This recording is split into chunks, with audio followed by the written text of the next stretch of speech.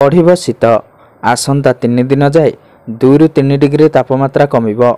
तेबे संपूर्ण खबर जानिबा पूर्व वीडियो को बहु मात्रा रे शेयर करंतु जा फल संपूर्ण खबर समस्ते जानि परिबे। तेबे आसंता 3 दिन जाए स्वाभाविक ठारू 2 रु 3 डिग्री तापमात्रा कमिबो। बढ़िबो शीत उत्तर पश्चिम दिगरु ओडिशा को ठंडा शुष्क वायु प्रवेश करुछि। एहार प्रभाव रे राज्यर राति समय रे तापमात्रा तलकू खसीची। आभ्यंतरीण अंचल रे रातिर तापमात्रा 2 रु 4 डिग्री जाए तापमात्रा खसीथिबा बेले उपकूलवर्ती अंचल रे खसीची 2 डिग्री। आज 7टी जिल्ला रे 15 डिग्री सेल्सियस कम रेकर्ड होईची। दारिंगबाड़ी रे सर्वनिम्न 9.5 डिग्री रेकर्ड होइथिबा बेले फुलबाणी रे 12.6 डिग्री सेल्सियस रेकर्ड होईची।